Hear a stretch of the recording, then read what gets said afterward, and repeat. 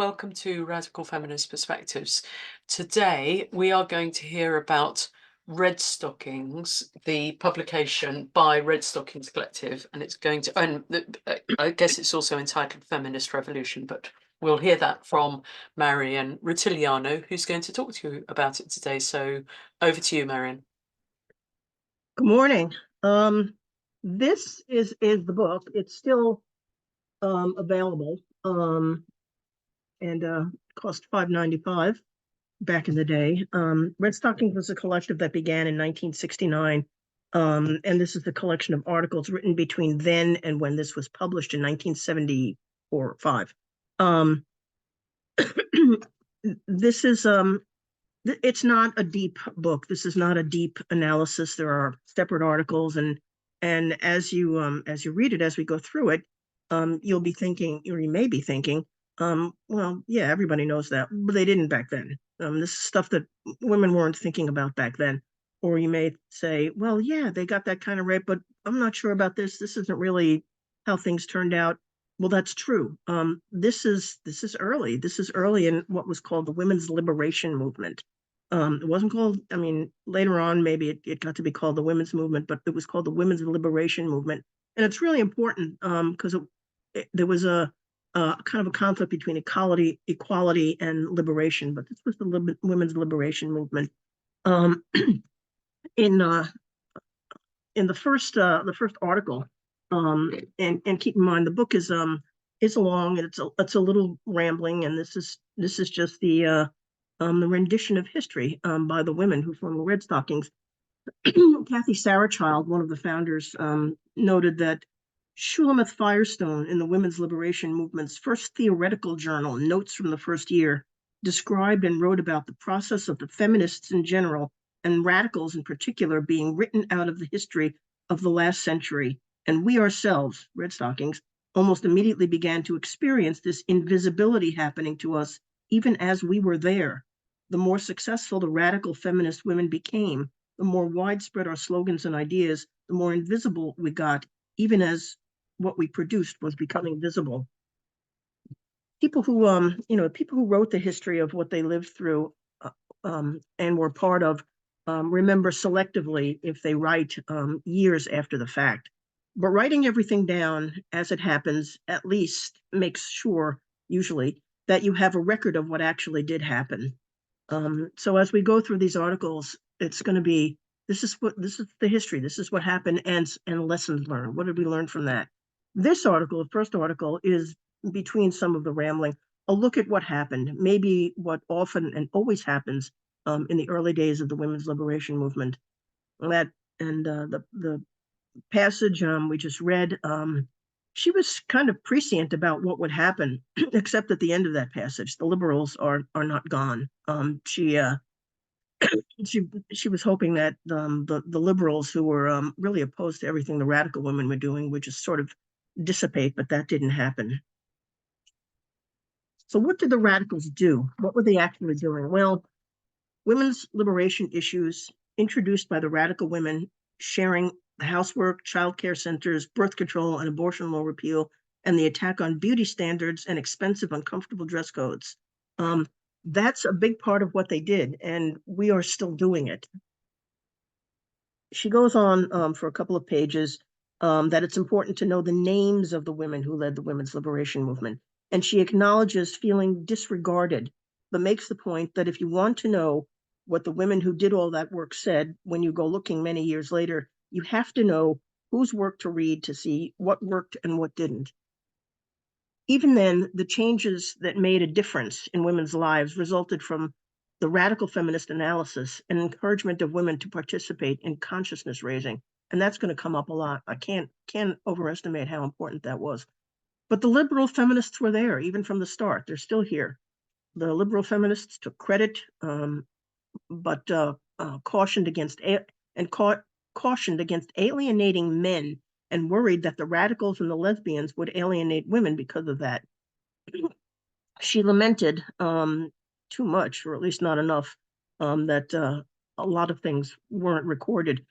Early on, the liberal feminists, who at that time was the National Organization for Women, and their leaders, the liberal feminists adopted the very female socialized stance of saying the women's liberation movement should not have an exclusive interest in women's issues, but should shift to a more leftist general social welfare approach. But the liberal feminists, then as now, continued to have access to media, and radical feminists were shut out. There's more, somewhat rambling history of the author's recollections and commentary, but it is a history of what happened and what she went through. The take-home message, really, from the opening salvos of the second wave women's liberation movement were: write it down, write it down or film it, all of it, put it on YouTube, but just the facts. Put down the facts. Whatever else you write, there should be some record of what happened without commentary. That's another different task. The analysis is another different task, but you want the facts, what actually happened, just recorded accurately. So number two, the second lesson from all this early stuff was to keep track of who did or said what. These are the women who you will want to know how what they did and said may be connected to what happened or what changed. So keep track of it. Who said it? What did they do? And that's how you get a pattern for analysis later on. Thirdly, liberal feminism does not liberate women. Not then, not now. And it was never really their goal. Although they came under the rubric of the women's liberation movement, they were more about a whole lot of other things.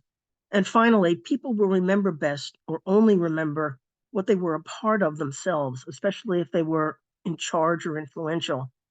And people remember what they need or respond to personally and emotionally.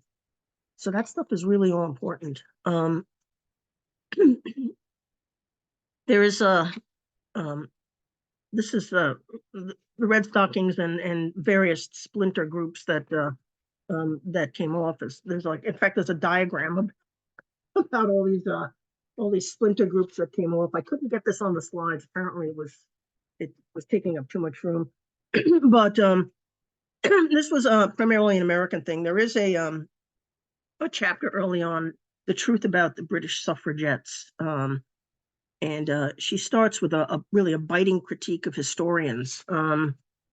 It's by Faye Levine, and she says, the writing of history is a tremendously pretentious task, for it is generally assumed that the history of an era or a country is equivalent to the truth about it, the facts. Historians themselves often reinforce this assumption by pretending to be impartial and objective, handing down their narrative as if that were the only way the story could be told. And yet a single comparison between two or three or numerous versions of the same phenomenon, the British suffragette movement, for instance, makes it immediately obvious that a man's distance from an event, his ideology, his subconscious biases, his personal investment, his experience and field of competence all affect the way he sees that event. Well, ideology and subconscious biases, is that why she's using the male default to talk about historians? Which is kind of I just thought that was an interesting way she expressed it, talking about ideology and biases, and it's his. So I confess I know very little about the British suffragettes, but it looks like a good feminist analysis, at least this chapter of the subject, mostly sticking to the facts. Starts in 1905 and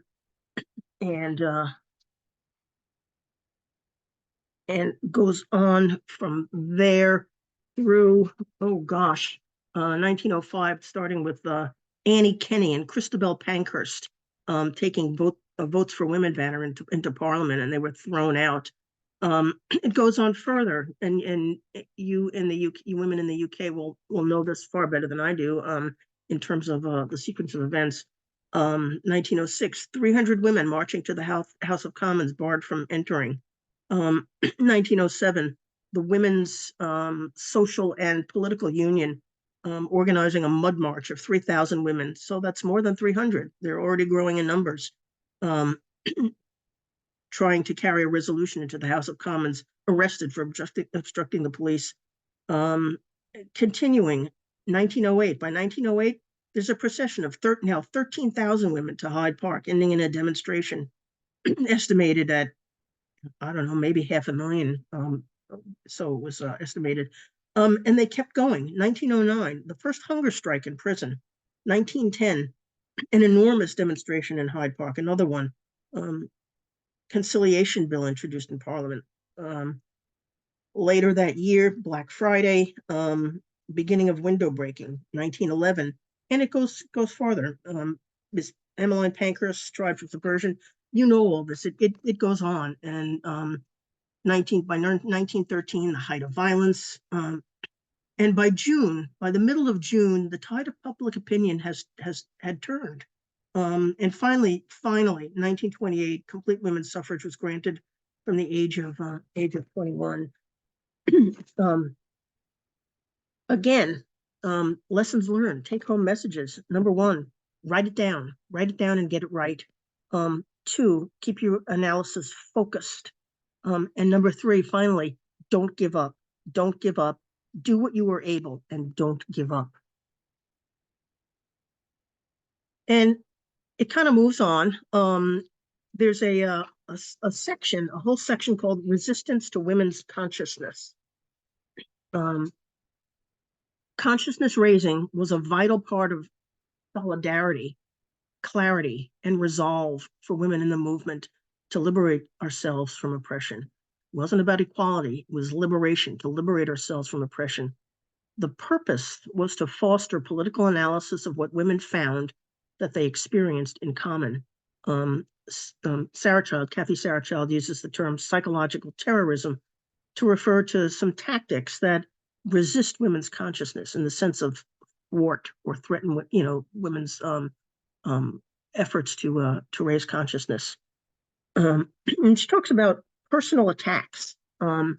This was really important, and we have not perhaps outgrown this, but personal attacks are in the form of things such as, why don't you saying like psychological lines? Why don't you trust me? You're a bad, untrusting person. Don't get so excited, emotional, and upset. Why are you so hostile? Why are you intimidating me? Don't be so judgmental. Let's not get into bickering over petty issues. And you're basically a masculine dominating type, or conversely a feminine submissive passive type, and she's crazy. The idea is that these things avoid issues and just tries to intimidate. And while it may really be true that somebody is intimidating me, and it really may be true that somebody is being very emotional, that's not, and it may have relevance for our personal relationship. These things were used early on and still are sometimes used to just avoid actually talking about the issue. The liberal tactics, she referred to this stuff as psychological terrorism, is fundamentally a liberal tactic of male supremacy, used mainly by so-called liberal men and women to attack women who move for justice in their daily lives and inside the women's liberation movement. It is a liberal tactic because it does not employ direct physical force nor openly oppose women's liberation. Rather, it works to trick, confuse, surprise, and throw people off balance when they are facing the oppressor and need to feel secure in their approach and beliefs. But psychological terrorism could not work so well if it did not also rely on fear. Behind liberalism rests the power and force of the oppressor, the economic, military, social, political power of male supremacy. Although liberals themselves do not control all this power, they speak for and are backed by those who do. Behind them lies the threat of real sanctions against women who step out of line. We are seeing that now, aren't we? At any point when psychological terrorism no longer works, the oppressor has the option of switching gears. Liberal leadership emerges whenever an oppressed group begins to move against the oppressor. It works to preserve the oppressor's power by avoiding and preventing exposure and confrontation. And we see that now. I don't know if you know a lot of what transgenderism has been able to accomplish, especially in the UK, has been based on something called the Denton's Report, which was developed by a law firm, the Denton's law firm, about doing things in stealth, having laws passed with no discussion. This, this was true then, it's true now. Take home lessons. The gender ideologues were not the first to use this exhortation to kindness to try to get women to back down from asserting and fighting for our rights and boundaries and liberation. Even at the beginning, liberal feminists were doing this. The liberal attempted to use moral exhortation to stop the oppressor and oppressed from fighting with each other. If everybody could just do things right, love everybody, talk to each other, and communicate, everything would be fine. Though posing as nice, the psychological terrorism of liberalism isn't so nice. It opposes anger as violent and belligerent, but uses moral anger and intimidation. So it wasn't called the weaponization of kindness back then, but that's pretty much what it was. There was a certain amount of conditioning going on that wasn't always recognized as such at the time.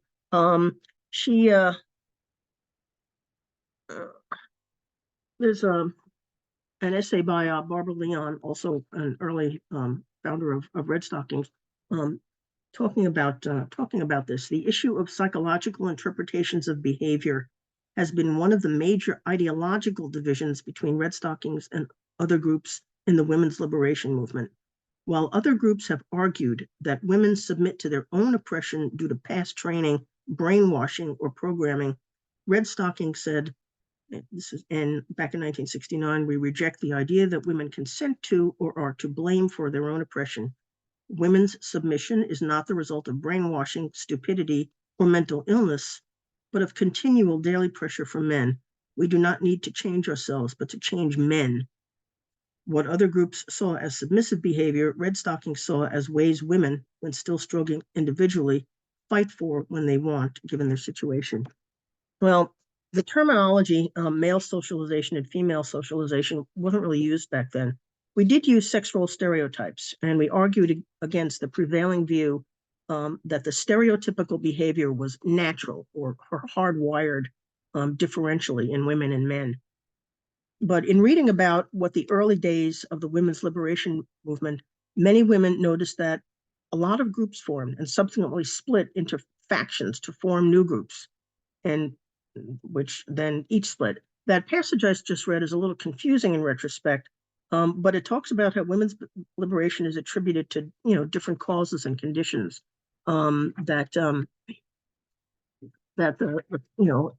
we have it variably attributed our efforts to or our efforts have been attributed to psychological disorders, training, which you call training, brainwashing, programming, which we would now call socialization, to daily pressure from men with the resulting need to change men, that women have to change men, as well as to women struggling and fighting individually.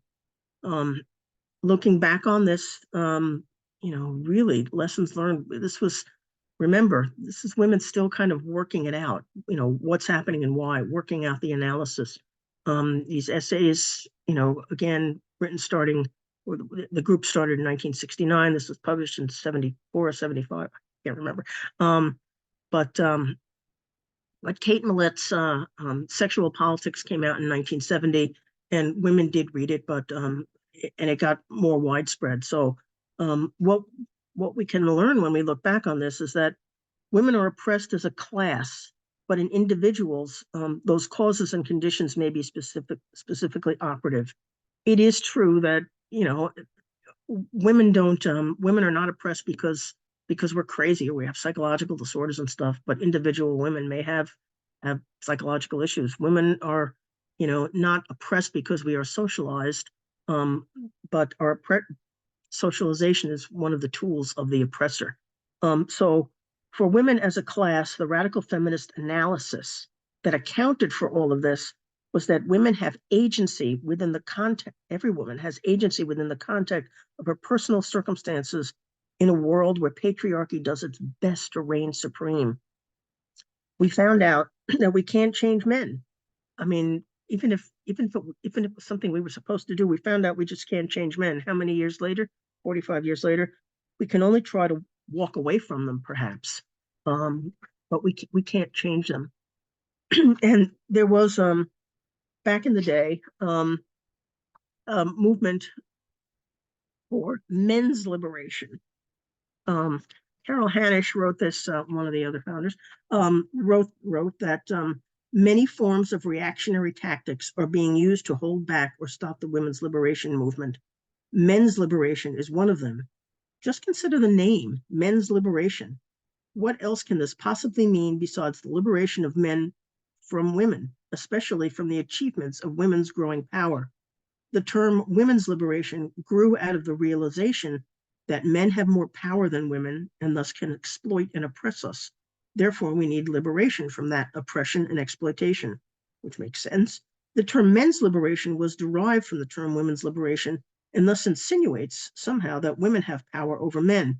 Its very name infers liberation from female domination and is therefore an inversion of fact as well as women's liberation principles. Well, this is something that women realized early on. We call it Darvo, and Mary Daly called it patriarchal reversal.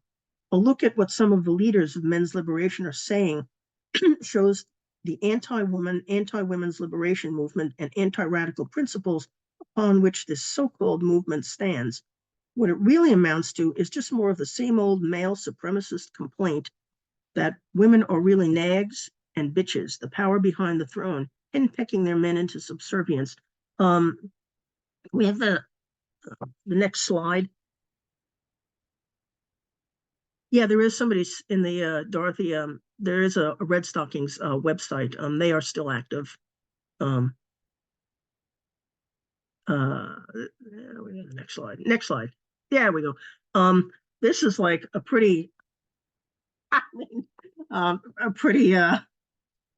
This is a sample of the men's liberation stuff from a guy named Warren Farrell, who wrote an essay, Women's Role in Contemporary Society. I mean, I'm not going to read the whole thing, but, radical women are not a credible source for either the silent majority of the nation or a great majority of college students. Much more is needed than the idea of equality to re-socialize men, like we're supposed to do that. When they have learned from the earliest age to want male dominance is no easy task.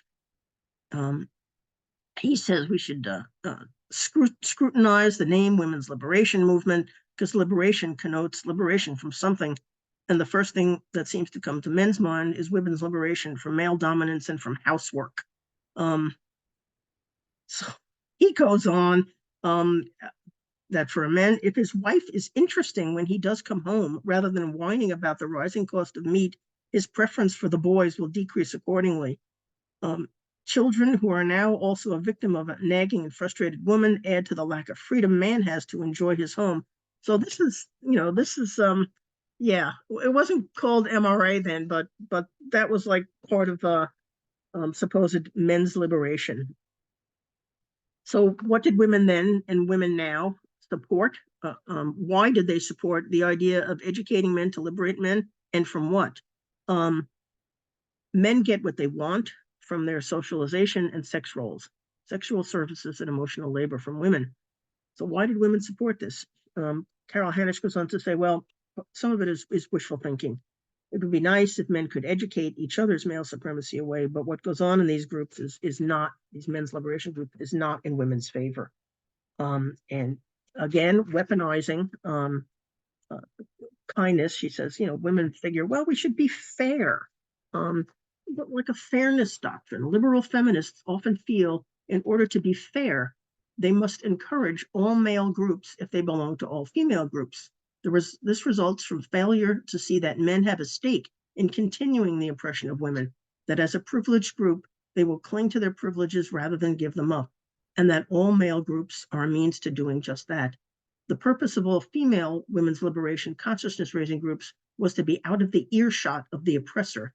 It was intended as a means for the oppressed to organize against the oppressor, not as a means to help the oppressor hang on to his privileges.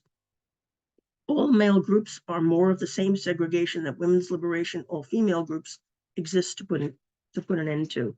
And this is nothing so what we are experiencing now is nothing new. And what we are seeing now in terms of women being unable to meet separately without men is the end stage of this, what she was talking about. She says that women are also operate on just like fear of being called man haters, something which we should probably all get over, a fear we should all get over. And she says that women feel sorry for men because men are oppressed too. Um, how? They're getting everything they want from male socialization, which is why it's like there's no reason to end it. Women noticed that the traditionally women's jobs became open to men before and more completely than the traditionally men's jobs opened for women. So she talks to somebody in the chat is saying, thank goodness for CR, consciousness raising groups. Again, and I'll keep saying I can't overestimate how valuable they are and what they did for women and can continue to do for women. Then they talk about a retreat to cultural feminism as something that happened. And I have to say, as you know, I was very young, as active as I could be for being very young in all that was going on in the early days of the movement. But a lot of us, when we got older and were able to, were able to kind of walked away from it, figuring community would always be there. And it's one of my greatest regrets that we did that. It was particularly noticeable, for lesbian community when we got some acceptance and rights and kind of walked away because now life was good and community fell apart. And one of the things was this retreat to cultural feminism. Many women feel that the women's movement is currently at an impasse. This paper, this article, takes the position that this is due to a de-radicalizing and distortion of feminism, which has resulted in, among other things, cultural feminism. Cultural feminism is the belief that women will be freed via an alternate women's culture. It leads to a concentration on lifestyle and personal liberation and has developed at the expense of feminism, even though it calls itself radical feminist.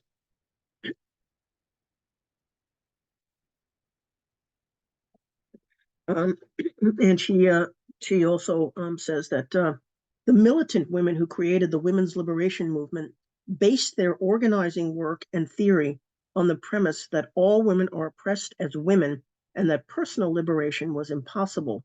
The concept of the liberated woman or the liberated lifestyle was disproved by the radical feminist analysis of the common oppression of women as a class. The locus of women's oppression, therefore, is not culture but power, men's class power. Since women's oppression is a political matter affecting all women, it is necessary for women to create a mass political women's movement to overthrow male supremacy. So lessons learned from cultural feminism, and I'm not saying that it's a bad thing for women to go and create art colonies or women's culture. And I think Women's Land is incredible and totally support it. But the lessons we learned is that we did do some good things. I mean, some of our early efforts resulted in more jobs being open to women and equal pay, domestic violence shelters, rape crisis counseling, childcare, and other things. But we lost a lot of it, maybe most of it. The exceptions are that, there are careers in education now open to women, but there's still a pay gap, there's still a wage gap. And even though some jobs may be open de jure to women, de facto, women are and often shut out of it. All of the personal stuff kind of didn't help or was not overall or salvation. She says that individual changes, no matter how many people make them, cannot go beyond minimal changes unless the larger political and economic structures of male supremacy are changed too.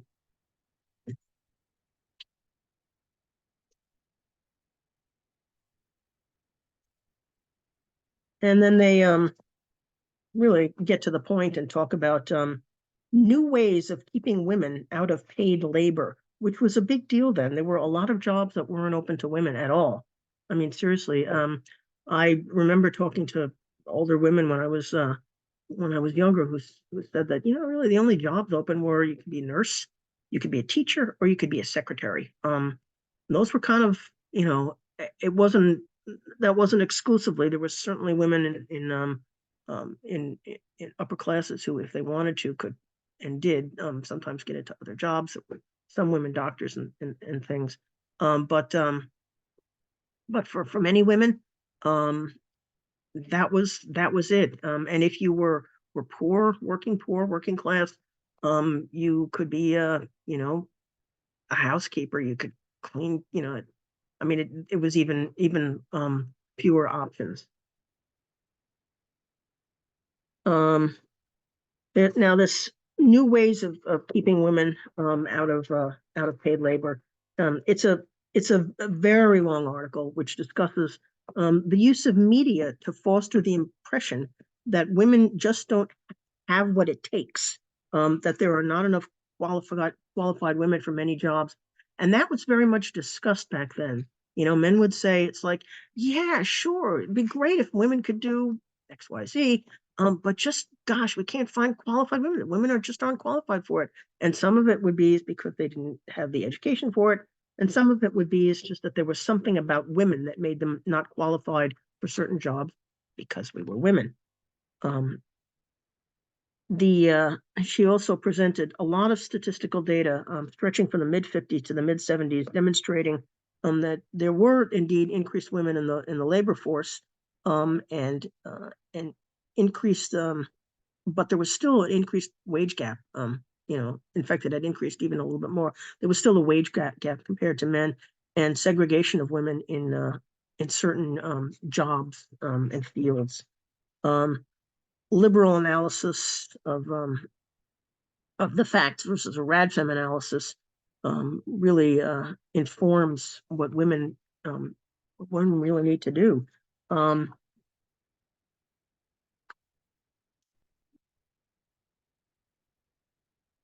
he goes through the analysis and finally comes to the conclusions that there are really two versions of how women should cope with all this. Liberals back then and now say that, well, women need to get qualifications, throw off sex roles, go to work for self-fulfillment, strive to advance yourself, recognize you're your own worst enemy, and try to do better.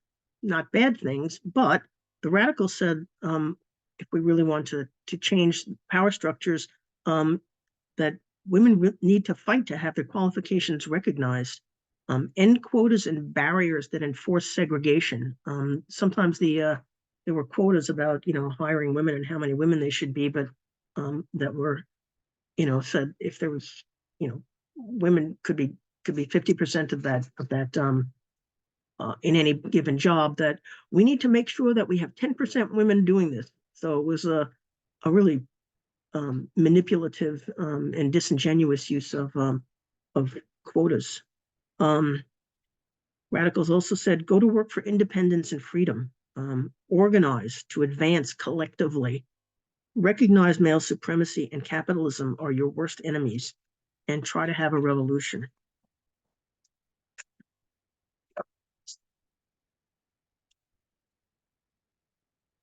And then they got around to the topic of sex, the pro-woman approach to sex. This was I mean, we certainly talk about it, and now it's we mostly talk about it among ourselves, fortunately, because women know about women having sex.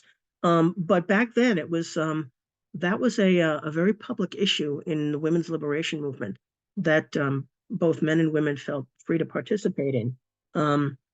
They first talk about the marriage question. There were um, there were a number of anti-marriage and anti-wife attitudes within the early women's liberation movement, and that was a cause of much divisiveness and still can be. Most women are heterosexual um, and want to get married, have gotten married. Um, you know, think that they should be married, find some value in marriage.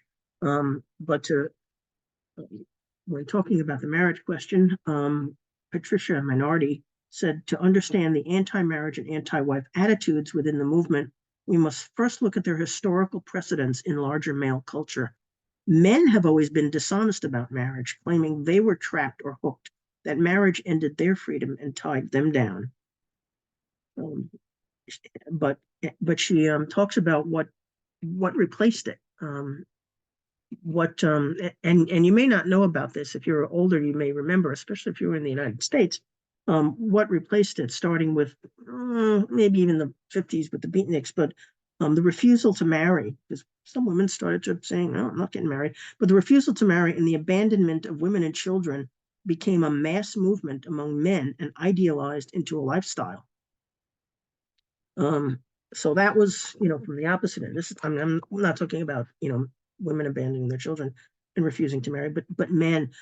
It became a really mass movement among men and was idealized into a lifestyle and was called, what we used to call it, free love. Free love for men became so oppressive to women that where the problem had previously been that a woman who wanted sex was called a whore, now a woman who wouldn't sleep with any and all comers was called frigid and uptight.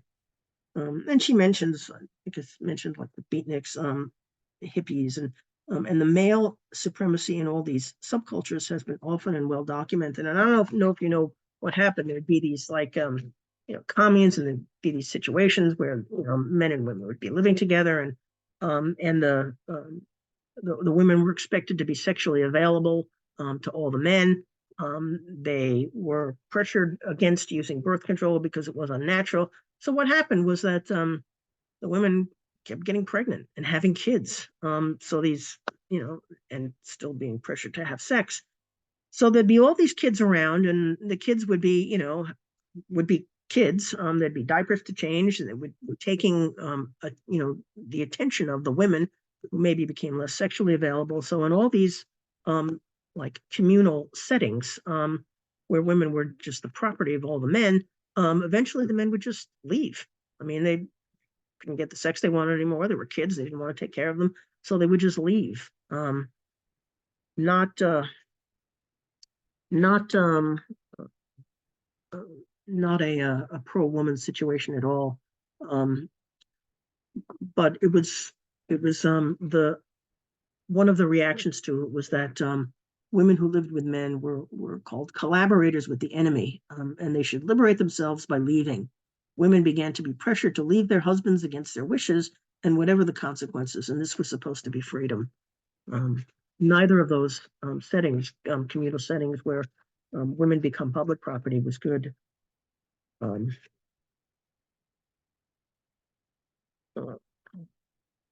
So women as public property, free love, liberal, women as private property, traditional, and marriage. The problem is that women aren't property at all. Andrea Dworkin later wrote that most women concluded that being private property, at least of one man, was probably a better deal than being the public property of all men. Much of what the early women's liberation movement did was to enable women to abandon men, to walk away from men. But that was, there was it was very divisive, and it proved, and there were a lot of like bitter arguments about women who, women who lived with men, and wanted to live with men. All these years later, though, maybe some things have changed. You're reading this, and again, like we said at the beginning, you look at it and say, well, they were wrong about this, they were right about that, but maybe some things have changed. Lots of women did continue to get married for many, many years, but no-fault divorce became a thing, and it made it easier for women to leave the men they married, and many women did. Young women are increasingly deciding to never marry or even cohabit with men, or are putting off marriage sometimes indefinitely.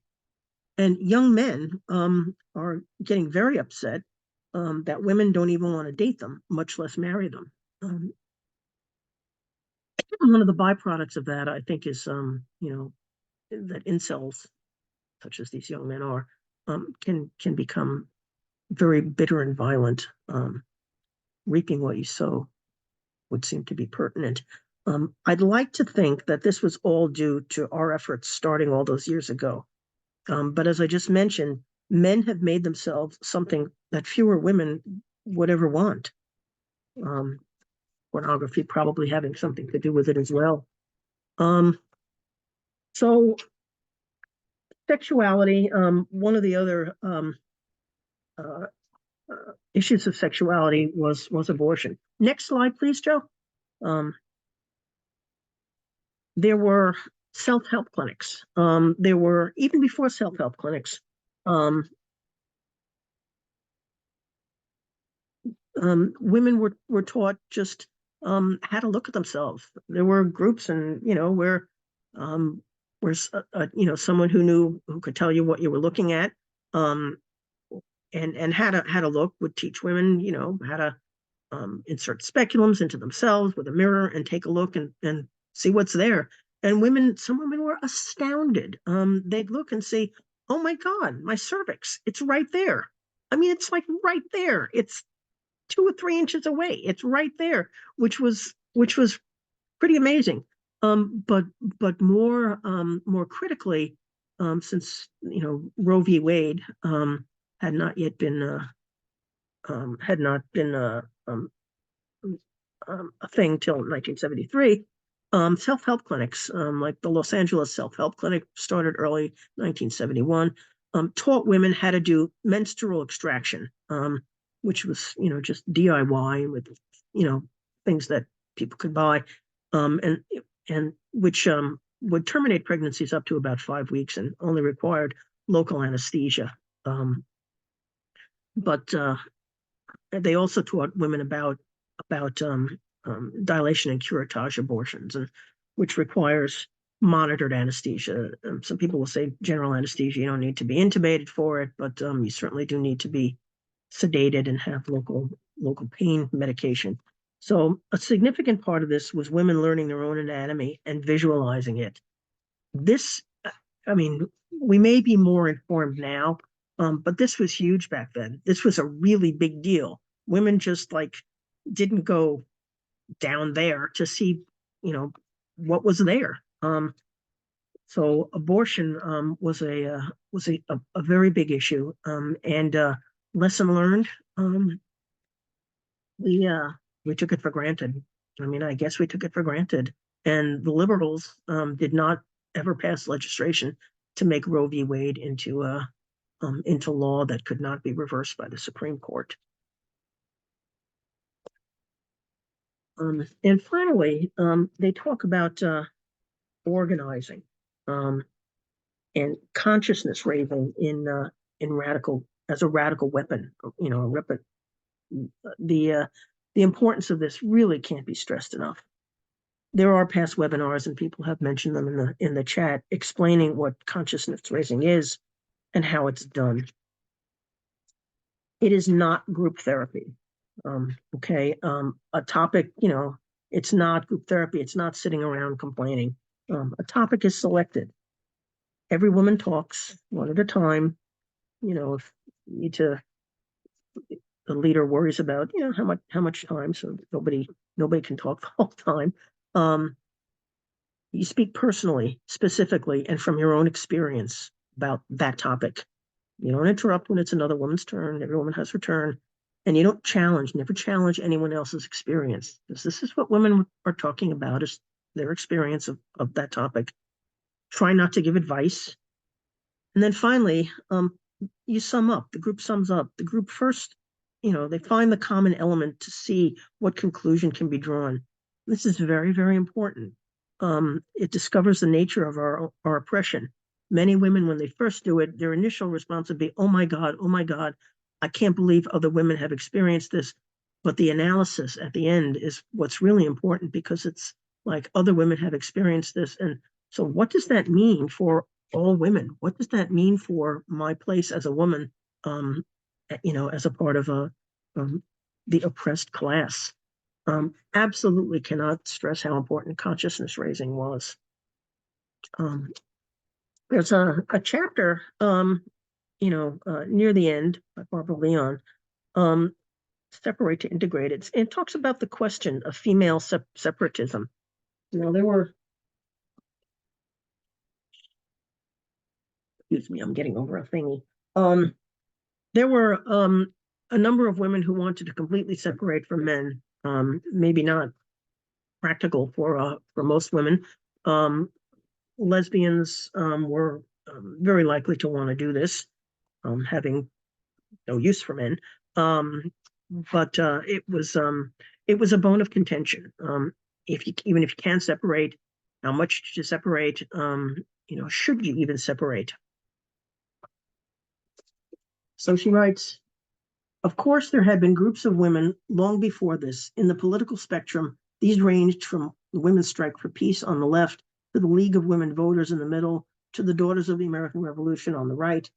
In addition, there were myriad non-political women's organizations, ladies' auxiliaries, women's clubs, women's colleges, the YWCA, and so on.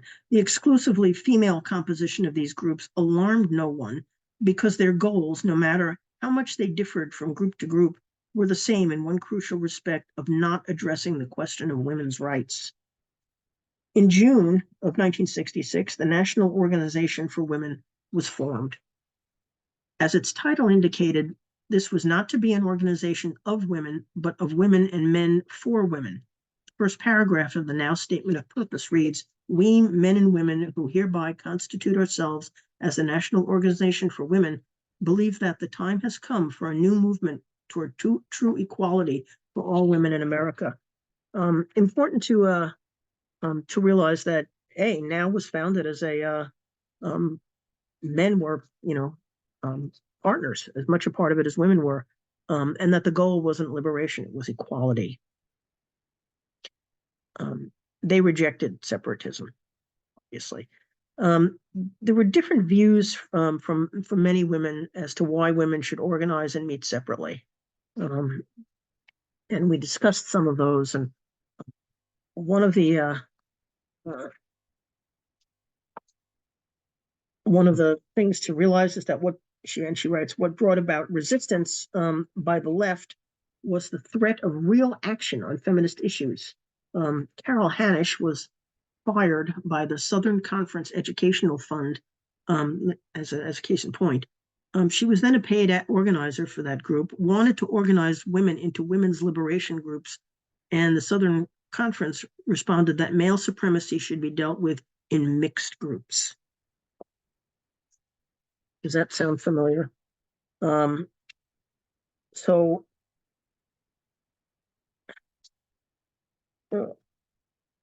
Sorry, it's early for me. So there was disagreement, as well, not only about men being involved. And again, remember, this is a time where many people said that, women need to change men. There was disagreement about whether the separation should be a tactic, a strategy, or an ultimate goal. Should we separate, so that men, like a woman's strike, is it a tactic? Is it a strategy? Or should there be, for example, women's lands where no men are permitted at all? Or should there be, I don't know, a neighborhood that's all women and women in all the shops, or maybe a village where it's like all women live there and obviously men can come into the shops? Should it be a strategy or a tactic to accomplish something? Or is separatism itself a goal?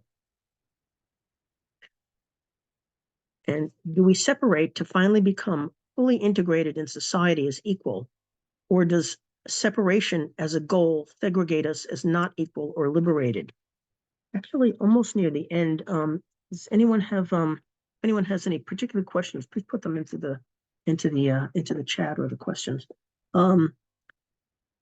Feminists see women as an oppressed class, a class which can only exist in relation to another oppressing class, men, and for a purpose, the exploitation of labor, which in the case of women also means reproductive labor.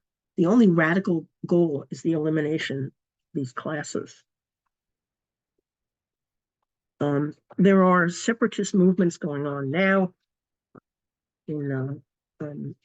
particularly noticeable in Korea.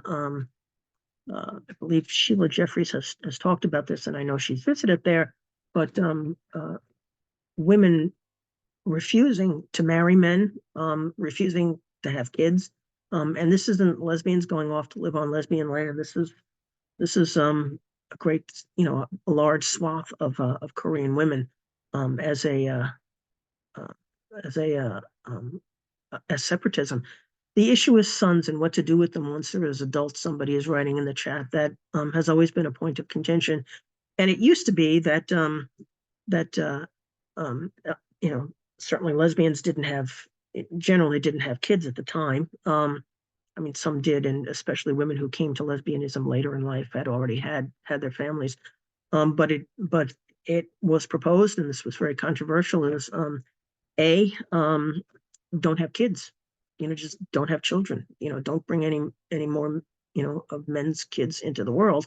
And then when it became possible to tell the sex of a child early enough to terminate the pregnancy, and again, this is also very controversial, is women who saw that they were going to have a male child, so a male fetus is to terminate the pregnancy.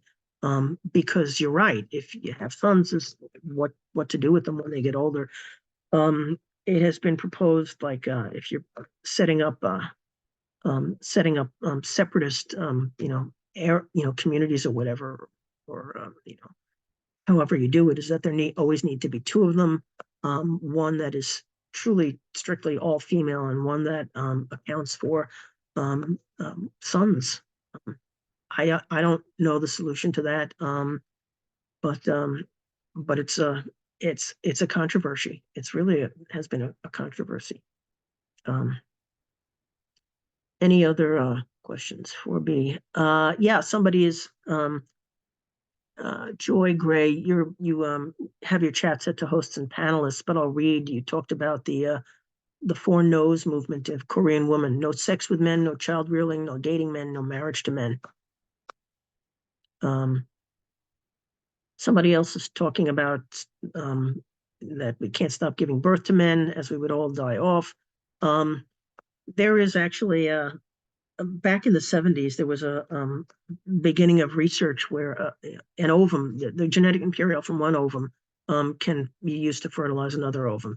It's totally technology dependent, and they had some initial successes, but all the funding was like cut completely. It's only been within the past, I don't know, few years where occasional grants have been given, not in the United States, for that to be done again. And it has been done successfully, I believe, with mice and maybe one other species. It's not parthenogenesis, it's fertilization. It would probably take 5 or 10 years for the technology to be perfected, but it would be technology dependent. I have a request to read the bios of the contributors. Page 208. Good idea, Joe.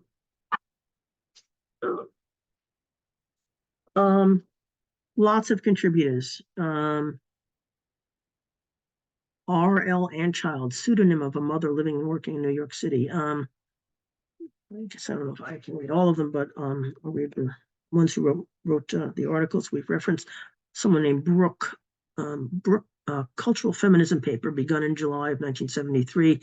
She became active in the women's liberation movement in 1970 while still in high school. Originally from Virginia, she's been active mainly in the Philadelphia area. She was staff of the Women's Center, member of Radical Lesbians, and has written for several women's liberation publications. Carol Hanisch was a civil rights worker in Mississippi in 1965 and 66, and had the original idea for the Miss America protests in Atlantic City, where she was one of four-woman team that hung the women's liberation banner inside Convention Hall.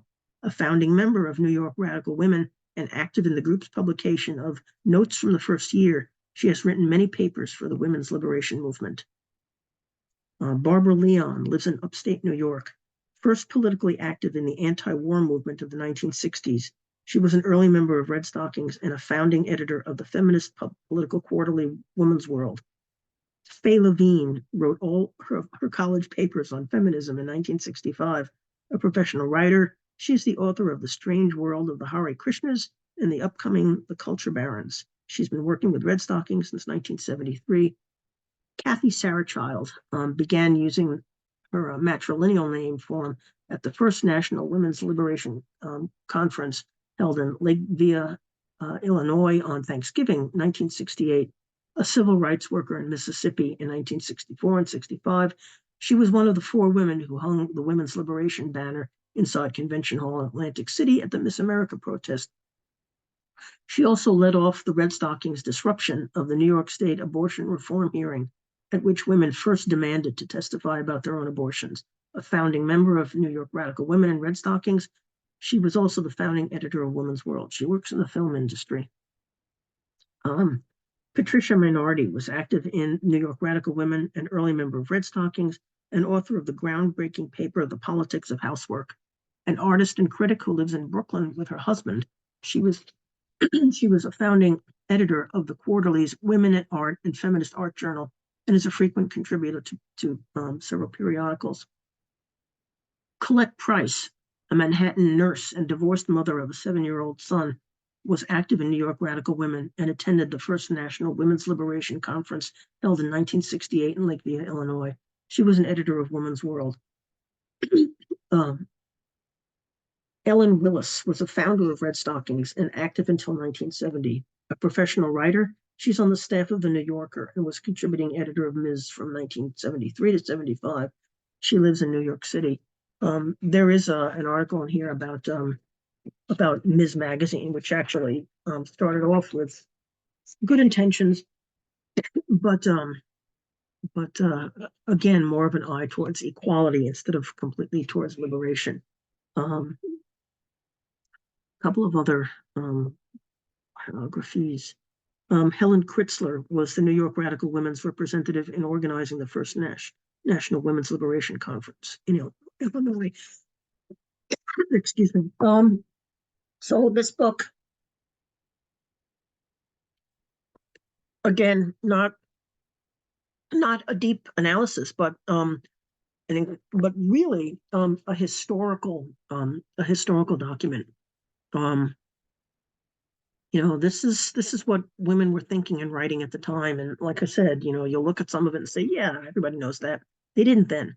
You'll look and say, oh yeah, they got this right. They got this right. Oh, I'm not sure about this. Because they did not have, we have the advantage of hindsight. So